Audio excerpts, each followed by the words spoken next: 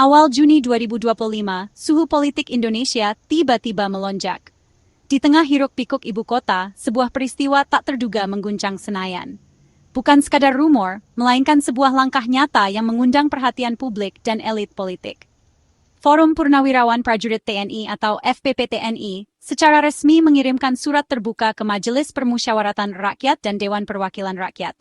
Surat ini tidak dikirim secara diam-diam, melainkan diserahkan langsung di tengah penjagaan ketat, menandakan betapa seriusnya pesan yang ingin mereka sampaikan. Langkah FPP-TNI ini bukan sekadar menyampaikan aspirasi, melainkan sebuah manuver politik yang langsung memicu perdebatan sengit di ruang-ruang sidang parlemen. Para anggota dewan terbelah. Sebagian menilai surat ini sebagai bentuk kepedulian terhadap bangsa, sementara yang lain melihatnya sebagai tekanan politik yang berpotensi mengganggu stabilitas nasional.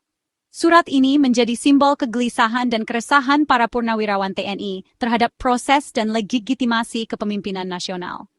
Mereka menyoroti berbagai isu, mulai dari proses pemilihan hingga kebijakan strategis negara yang dinilai menyimpang dari cita-cita reformasi dan konstitusi. Sekretaris Forum, Bimo Satrio, menegaskan bahwa surat ini telah melalui diskusi panjang dan mendapat persetujuan dari para tokoh senior TNI, termasuk Jenderal Purnawirawan Traisutrisno. Mereka menegaskan, suara purnawirawan bukan sekadar nostalgia masa lalu, melainkan panggilan moral untuk menjaga marwah bangsa. Aksi ini sontak menantang stabilitas politik pemerintahan baru. Surat tersebut menjadi pengingat keras bahwa diskursus tentang keabsahan dan legitimasi kepemimpinan nasional selalu relevan, terutama di tengah perubahan besar pasca pemilu. Ketegangan pun merembet keluar gedung parlemen, memicu diskusi hangat di media dan masyarakat. Kini seluruh mata tertuju pada MPR dan DPR. Publik menanti dengan penuh harap dan cemas, menunggu bagaimana para wakil rakyat merespons usulan fundamental dari para purnawirawan ini.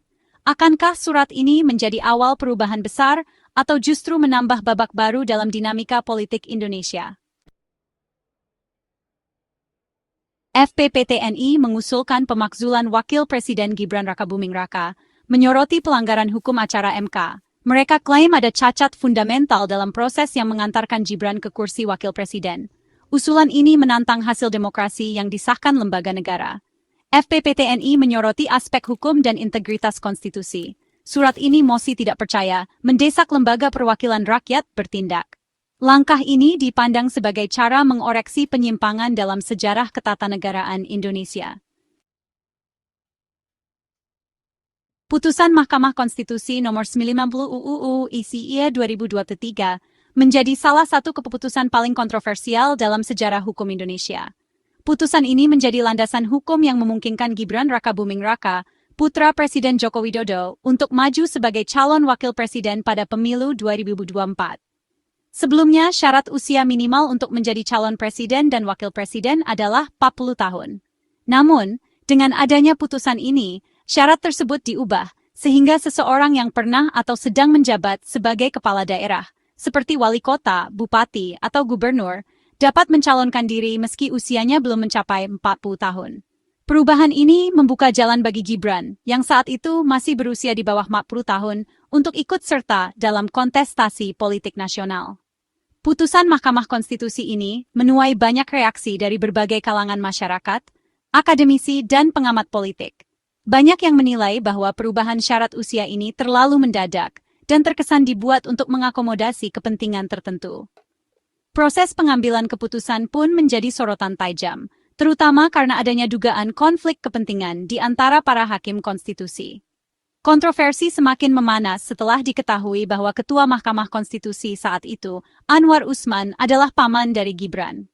Keterlibatan Anwar Usman dalam pengambilan keputusan ini menimbulkan pertanyaan besar tentang integritas dan independensi Mahkamah Konstitusi. Banyak pihak menilai bahwa adanya hubungan keluarga antara hakim dan calon yang diuntungkan oleh putusan tersebut merupakan pelanggaran etik yang serius.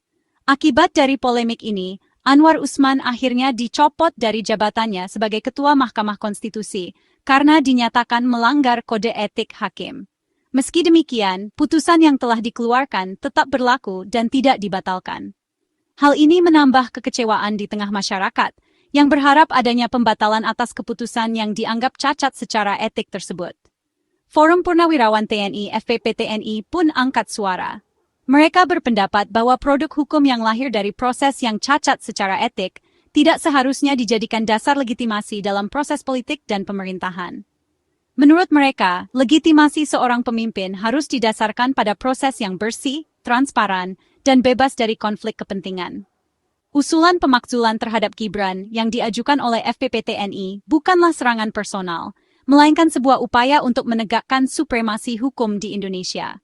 Mereka menegaskan bahwa langkah ini diambil demi menjaga marwah konstitusi dan memastikan bahwa hukum tetap menjadi panglima tertinggi dalam kehidupan berbangsa dan bernegara.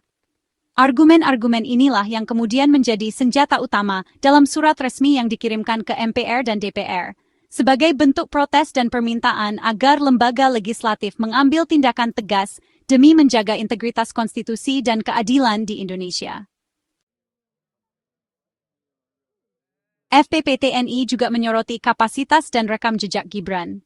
Jabatan Wakil Presiden butuh pengalaman dan kematangan menghadapi tantangan bangsa. Minimnya pengalaman Gibran di politik nasional jadi alasan tambahan pemakzulan. Isu integritas juga diangkat, meski tudingan tak terbukti hukum. Isu-isu ini membentuk opini publik, menambah tekanan politik. FPP-TNI ingin menunjukkan persoalan bukan hanya legalitas, tapi juga kelayakan pemimpin.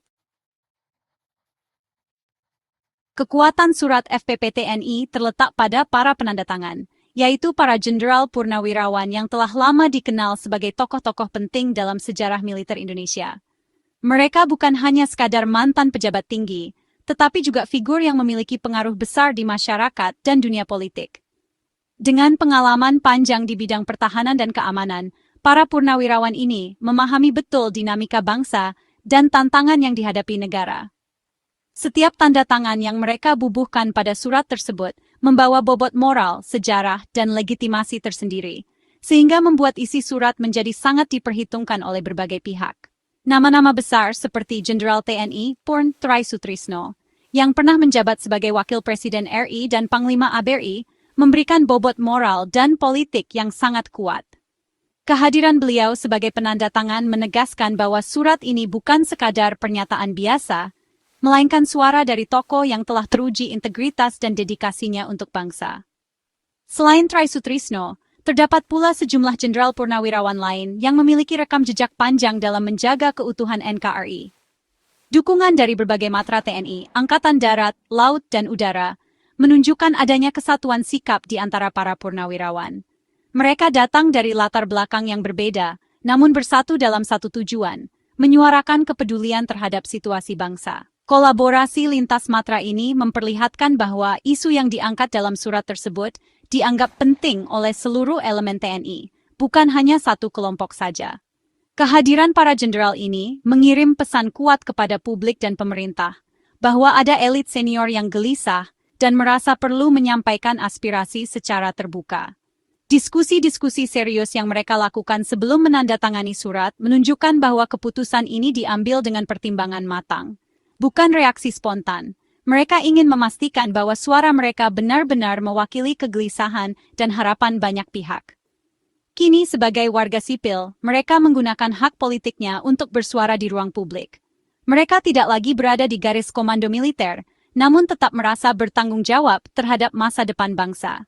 Suara mereka menjadi bagian penting dari dinamika demokrasi, memperkaya diskusi publik dan memberikan perspektif yang berbeda dari pengalaman panjang mereka di dunia militer.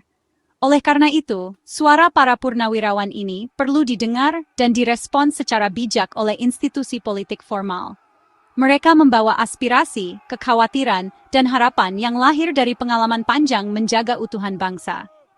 Surat yang mereka tandatangani adalah pengingat bahwa demokrasi membutuhkan partisipasi semua elemen masyarakat, termasuk para purnawirawan yang tetap peduli pada perjalanan bangsa ke depan. Semua mata tertuju ke Senayan saat surat FPP-TNI tiba. Ketua MPR Ahmad Muzani menegaskan Pilpres 2024 sah secara konstitusional. DPR bersikap prosedural, menunggu verifikasi dokumen.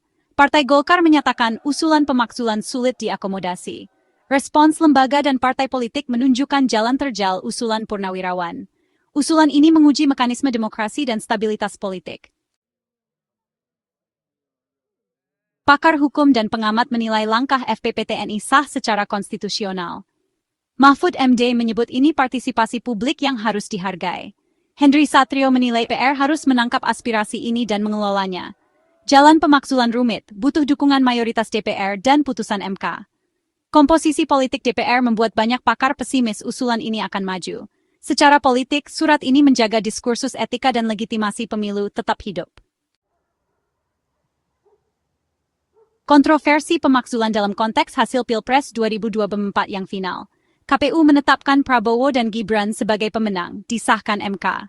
Semua gugatan sengketa hasil pemilu ditolak MK. Legitimasi Prabowo dan Gibran terkunci secara konstitusional. Membuka kembali persoalan dianggap tidak menghormati keputusan lembaga negara. Usulan FPP-TNI menghadapi tembok hukum kokoh, meski menyuarakan keprihatinan moral. Aksi FPP-TNI membuka babak penting dialog demokrasi Indonesia.